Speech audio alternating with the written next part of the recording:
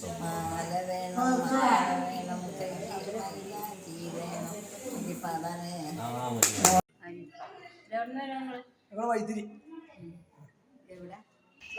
വലൈക്കും അസ്സലാം. ഞാൻ ഇന്നലെ രാത്രി. പിന്നെ എന്താ പരിപാടി ഇന്ന്?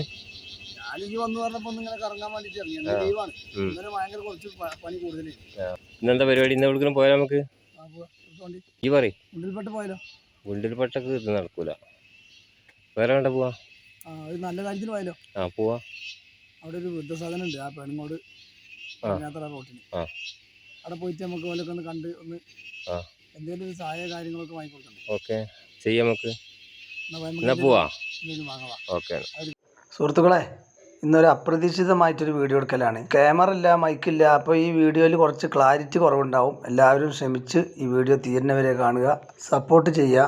അതേപോലെ തന്നെ എല്ലാവരും ഈ വീഡിയോ ഷെയർ ചെയ്യണം, മാക്സിമം ഷെയർ ചെയ്യണം. കാരണം നമുക്കൊന്നും കൊടുക്കാൻ പറ്റിയില്ലെങ്കിലും കൊടുക്കാൻ കഴിവും ആഗ്രഹവുമുള്ള ആളുകളുണ്ടാവും, അവരിലേക്ക് ഇത് എത്തിക്കുക. അപ്പോൾ ഇന്ന് ഞങ്ങൾക്ക് കാണിച്ചു തരാൻ പോകുന്നത് എല്ലാവർക്കും സുലഭമായി അറിയുന്ന വയനാട് ജില്ലയിലെ കാവുമന്നം, അതായത് പെണങ്ങോടിൻ്റെയും കാവുമന്നത്തിൻ്റെയും ഇടയിലുള്ള ഒരു സ്ഥലമാണ്. അവിടെ പീസ് വില്ലേജ് ഫൗണ്ടേഷൻ എന്ന് പറഞ്ഞ ഒരു സ്ഥാപനമുണ്ട്. അപ്പോൾ ആരാരും ഇല്ലാത്ത 82ഓളം ആളുകൾ അവിടെ രോഗികളായതും അല്ലാത്തതുമായ പൂർണ്ണമായിട്ട് ആരോഗ്യമുള്ളതും ഭാഗികമായിട്ട് ആരോഗ്യമുള്ളതുമായ ആളുകൾ ഇഷ്ടം പോലെ ഉണ്ട്. അവരെ സംരക്ഷിക്കുന്ന ഒരു ഫൗണ്ടേഷനാണ് ദി പീസ് വില്ലേജ്. നമ്മൾ ഈ ഒഴിവ് വേളകളിലൊക്കെ നമ്മൾ ഉല്ലാസയാത്രയൊക്കെ പോകുമല്ലോ.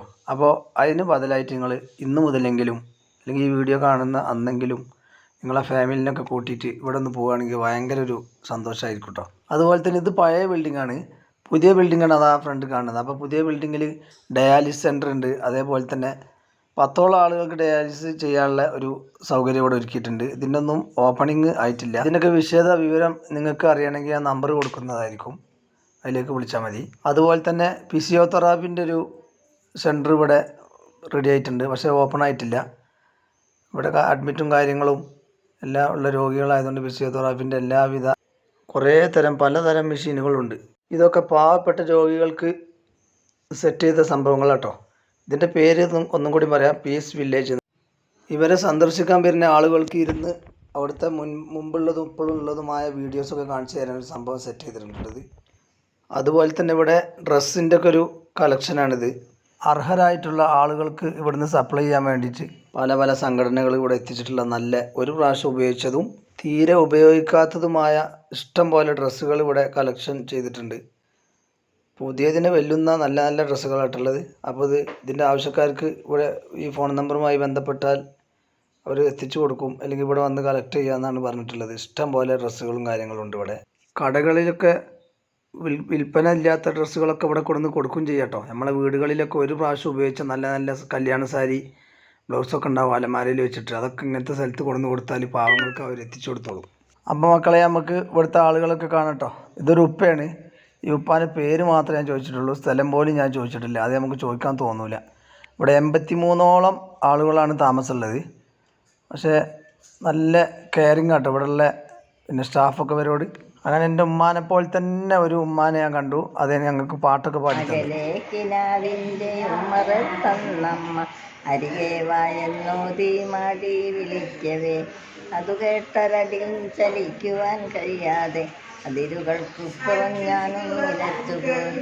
തിരികെട്ടുപോയ വിളക്കിൻ്റെ മുൻപിലും തിരയുന്നു ഞാൻ എൻ്റെ ജീവിത സൗഖ്യങ്ങളക്കരെ. ഒരു നാളിലൊരു വേള നല്ല നല്ല പാട്ട് പാടി തരാൻ പറ്റിയ ഉമ്മമാർ, അമ്മമാർ, ചേച്ചിമാരൊക്കെ അവിടെ ഉണ്ട് കേട്ടോ. രോഗികളായതും അല്ലാത്തതുമായ 83ഓളം ആളുകളാണ് വലിയ ശുശ്രൂഷ. എൻ്റെ ഒരു സുഹൃത്തായ രജിത ചേച്ചി കേട്ടോ, ഒരു രോഗിനെ മെഡിക്കൽ കോളേജിൽ നിന്ന് കൊണ്ടുവന്നത്. അപ്പോൾ അവരെ റൂമിലേക്ക് ആക്കിയിട്ടുണ്ട്. ഇത് TV ഒക്കെ കാണുന്ന ഒരു സ്ഥലമാണ് കേട്ടോ. അങ്ങനെ വാർഡിൽ നിന്നൊക്കെ എല്ലാവരും പുറത്തൊക്കെ പോകുന്ന ഒരു സമയമാണ് ഇപ്പോൾ. മേഡത്തിൻ്റെ പേരെന്താ? എവിടെ വീട്? വീട് കടവയിലല്ലേ, വയനാട്ടിൽ തന്നെ അല്ലേ? അപ്പോൾ ഞാൻ പിന്നീട് നല്ലൊരു വീഡിയോ എടുക്കാൻ വരുമ്പോൾ മേഡം ഒന്ന് സപ്പോർട്ട് ചെയ്താൽ മതി. ഓക്കെ. അപ്പോൾ മെയിനായിട്ട് പറയാനുള്ള കാര്യം ഇതാണ്. ഇവിടെയുള്ള 82 ആളുകൾക്കും രാവിലത്തെ ഭക്ഷണം, ഉച്ചക്കത്തെ ഭക്ഷണം, രാവിലത്തെ ചായ, വൈകുന്നേരത്തെ ചായക്കൊക്കെ നല്ലൊരു ഭീമമായ സംഖ്യ വേണം. അപ്പോൾ ഓരോരുത്തരുടെ സഹായം കൊണ്ടാണ് ഇവിടെ ഭക്ഷണം കൊടുത്തു പോകുന്നത്. അപ്പോൾ നമ്മളെ അധ്വാനത്തിൽ നിന്നുള്ള ഒരു പങ്ക് ഭക്ഷണമായിട്ട് ഇവർക്ക് കൊടുക്കാൻ ആഗ്രഹിക്കുന്നവർ ഈ നമ്പറുമായി വിളിക്കുക.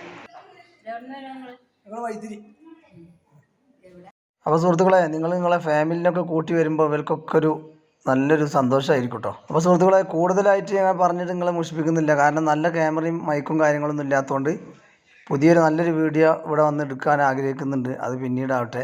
നമ്മളിന്ന് ഇവർക്ക് ചായയും കടിയൊക്കെ ആയിട്ടാണ് വന്നത്. അപ്പോൾ എല്ലാവരും നമ്മളെ ചായയും കടിയൊക്കെ കുടിച്ച് നല്ല സന്തോഷമായി ഞങ്ങളിങ്ങനെ കുശലം പറഞ്ഞിരിക്കുകയാണ്. അപ്പോൾ എല്ലാവരും ഇവരെ സപ്പോർട്ട് ചെയ്യുക. ഈ നമ്പറിലേക്ക് വിളിക്കുക. ജീവിതത്തിൽ ഒരു പ്രാവശ്യമെങ്കിലും വന്ന് കാണേണ്ട സ്ഥലമായിട്ടത്.